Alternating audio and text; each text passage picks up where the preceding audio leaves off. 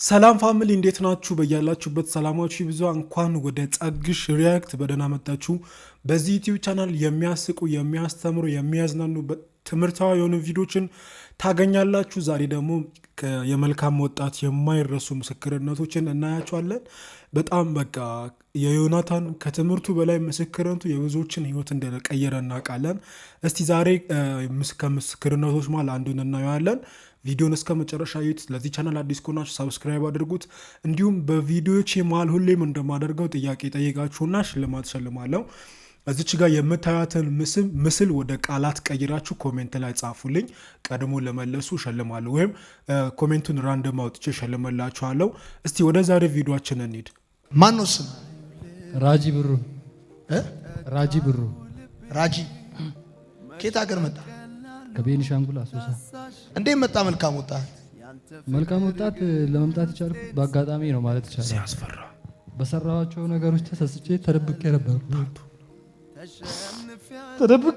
ምኖሩ ቤተሰቦች ያውቃሉ። ከጉድጓድ ውስጥ ወጥቼ እንደመጣሁ ያውቃሉ። ለ3 ዓመት ከቤት ውስጥ አልወጣም ብዬ ቃምኩ ነው ምኖሩ እና በጣም ለምወደው አባቴና ለምወዳት እናቴ በጣም ለምወደው አማቼ ዳጊ ይቅርታ እንድታረግልኝ። እኔ ያንን ወንጀል አልፈጸምኩም። በእሳት ተቃጥሎ ነበረ ከዚህ በፊት፣ እኔ አላቃጠልኩትም። እና በጣም ማን የተቃጠለው? አማቼ ነው። እኔ በጣም እስካሁን የሚጸጽተኝ ነገር ቢኖር ከወንድሜ በላይ ነበር የምወደው እሱ። ከወንድሜ በላይ የምወደው ልጅ አጎት ቢኖር እሱ ብቻ ነው። እና እሱን ያቃጠለው ደግሞ እዚህ የለም። በጣም ነው የምወደው። አሁን ድረሱላ አለምንለታለሁ ነኝ። በጣም ነው ምንም። አማችክ ነው? አማቼ ነው። በእሳት ተቃጥሎ ሞተ? አልሞተም፣ መትረፉ። ለዛም ደግሞ ይህንን እሳት የተነቀስኩለት ለሱ መሆኑን እንዲያውቅ እፈልጋለሁ። የእምባ ምልክት ነው። እኔ አላቃጠልኩትም። እኔ በጣም ብዙ ወንጀለኛ ጓደኛዎች ነበሩኝ እና ሲቀጥል ደግሞ እውነቱን እያወቅኩኝ ብዙ እውነቶችን አውቃለሁ። ስለ እግዚአብሔር ቃልም እስከ ፓስተርስ ኮርስ ተምሬያለሁ። ይህን ነገር ከማድረጌ በፊት የፓስተርስ ኮርስ ድረስ ተምሬያለሁ። ይሄኛው ምንድን ነው? እዚህ ጋር ያለው ምንድን ነው? ይሄ ደግሞ በጣም የምወደው ጓደኛ 5 ሰው ገሎ ታስሮ ነው ያለው። ያውቃሉ። ለክልሉ ፖሊሶችም ይቅርታ እንድታደርጉልኝና በማንፈልገው ነገር ነው ገሎ የታሰረው ጓደኛና ለምወደው ሰይፈዲን አብደላ ከቻላችሁ እስር ቀንሱለት። ይሄኛው ለሱ ብለን የተነቀስከው ምንድን ነው? ይሄ በጣም ሲከፋኝ ቢስሚላህ ነው የሚለው፣ በአረብኛ ነው የተነቀስኩት። ይሄ ቢስሚላህ ነው የሚለው በአረብኛ። ይሄኛውስ? ይሄ መጨረሻ ላይ ሲጨንቀኝ ያው በግንባራችሁ ላይ የመጨረሻው ሰዓት ላይ ስመጣ ምልክቱን አድርጉልኝ ስላለ ኢየሱስ ክርስቶስ በጋግ ሆኖ የተነቀስኩት። በጉ ደግሞ ራሴ ነኝ። ፊት ለፊት ላይ ኢየሱስን፣ በጎን ቢስሚላህ። እሺ ይሄስ? ይሄም ትርጉም አለው። ያለ ምክንያት በመቅበዝበዝና ዝም ብዬ በመብረር እንደ መብረር አይነት ላይፍ ውስጥ ነው የኖርኩት። ቤተሰቦቼ ያውቃሉ። ወፍ ነች። ስለዚህ የመቅበዝበዙ ምልክት እሱን ነው የተነቀሰው። ይሄም ኢየሱስ ክርስቶስ ነው። ኢየሱስ ክርስቶስ ነው። ይሄኛው ትላንት ስለ መስቀሉ ምን አልኩ? ምን አልኩ? እሺ በዚህ በኩል ዙር እስቲ። ይሄም መስቀል ነው። ይሄ ሁሉ መስቀል ትችለዋለህ? ኢየሱስ ራሱ አንድ መስቀል እኮ ነው የተሸከመው። አንተ እኮ አንድ ሁለት፣ ሌላ እስቲ ሁለት፣ አንድ አለው። ይሄኛውስ ምንድን ነው? ይሄ ከላይ ያለ ይሄም ለኢየሱስ የሰጡት የሾህ አክሊል ነው ስጦታ።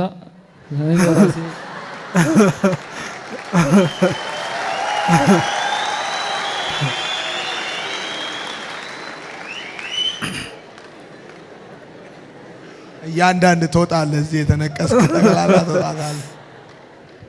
አንተ ፊቱ ሙሉ በሙሉ ንቅሳት ብቻ ነው። እሺ ይሄስ? እጅግ ላይ ያለው ይሄኛው? ይሄ በማን ሰዓት ነው የተነቀስኩት? ክንፍ ያለው መስቀል ነው። ክንፍ ያለው መስቀል የለም፣ ግን ያው የማይሆን አስተሳሰብ ውስጥ ነበር። ክንፍ ያለው መስቀል። እሺ ይሄስ? እዚህ ጋር ያለው? ይሄ ለሰይፈዲን አብደላ ጓደኛ ኤስ ነው የሚለው። የማይሆን ዓለም ውስጥ ገብተን ነበረ። ይሄስ? ይሄ ለመወዳቸው ሩጣና እንዳንድ ደፍተር ነው እንደ ፊቱ። ስንተኛ ነው እሱ? ስንተኛ ነው? ስማ አንተ የራስህ አይደለህማ። ሰይፈዲን ኑረዲን በጠቅላላ ኤስ ምንድን ነው? ይሄ ሶስቱ ይሄ ሶስቱ አንድ ይሄ 111 እናቱ ሀያቱን በጩቤ ወቅቶ ነበር የኔ ጓደኛ እና ሩጣናዎች ናቸው። ሩጣናዎች ነው ምልክታቸው ነው። አንድ ይሄኛው ለጓደኛክ ነው። ምንድን ነው ትርጉሙ? ይሄ በጣም ከባድ ሰው ነው ማለት የሆነ እሱ ቤተሰቦቹ ጋር ተጣልቶ ምናምን የሆነ የማይሆን መንፈስ ውስጥ ገብተን ነበረ። እዛ መንፈስ ውስጥ ስንገባ መቆጣጠር አልቻለም ራሱን። እኔ እዛኔ ልብ መቀያየር እንደሚባለው አለ በእነሱ ባህል እና ተስፋ ቆርጬ ከሚስቴ ጋር ተፋትቼ ቁማር ቤት ነበረኝ፣ ቁማር አጫወታለሁ። ተስፋ ቆርጬ ወደ አንበሳ ተቀይሬ እናቴ ጋር ብቀመጥ ይሻለኛል። ከዛ በኋላ ወርቅ አውጣና ና ምናምን ብዬ ልቤን ሰጠሁት። ልብ መስጠት እንደሚባለው ለክርስቶስ ብቻ ነው ልብ የሚሰጠው። ግን ሴጣን ሲፈትነን አንድ ስናደርገው ልባችንን የኔን ልብ መቋቋም አልቻለም። ቤት ሂዶ 2 ህፃናቶችን አረደ።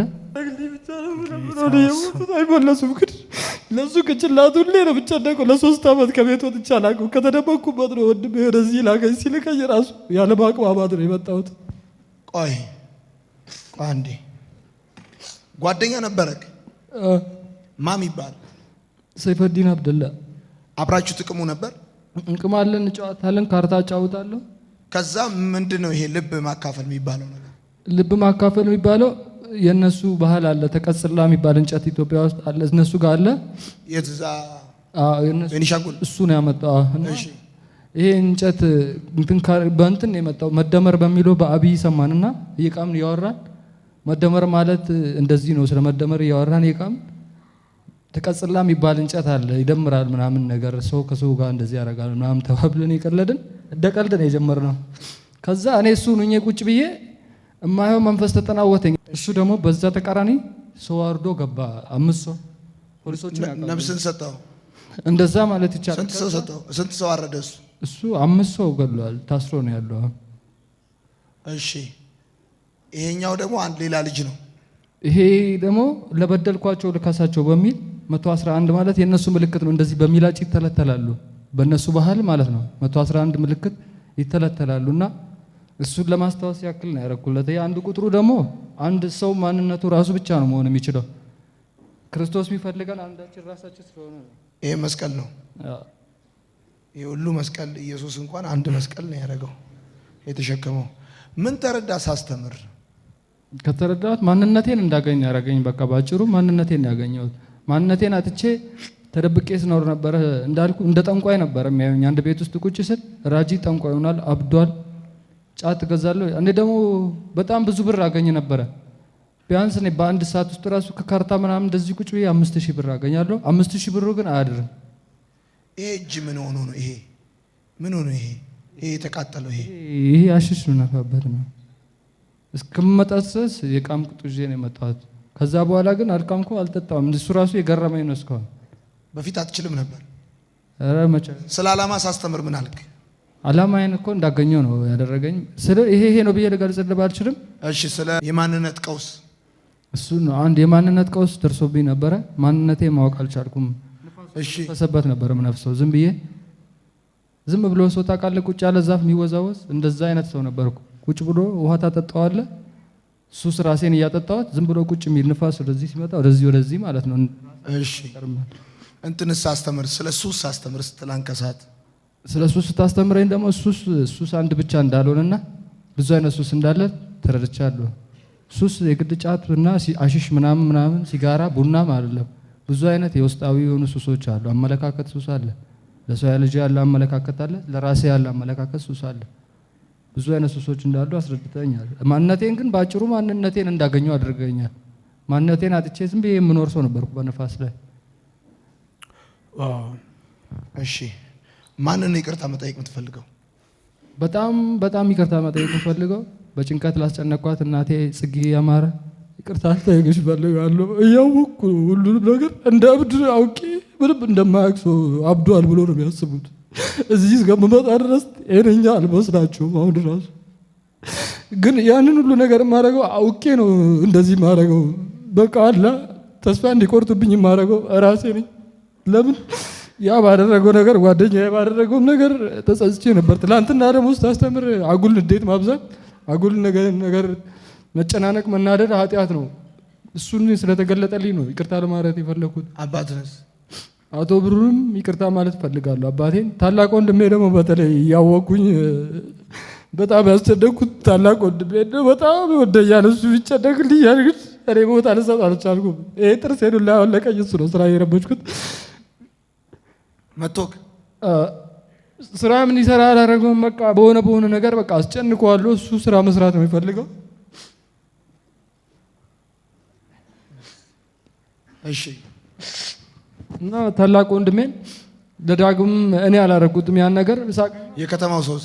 ለከተማው ሰው ደግሞ ስለ ራጂ ማያውቅ ሰው የለም። ለምትወዱኝ የአሱሳ ህዝቦች እያወቅኩኝ ዝም ባልሆነ መንገድ እየሄድኩ ነበረ። ከዚህ በኋላ ስመጣ ግን በምታውቁኝ መንገድ አታገኙኝም። ክርስቶስም ስም እየጠራው ነው መጣ። ከነበርኩበት አስተሳሰብም ወጥቻለሁ።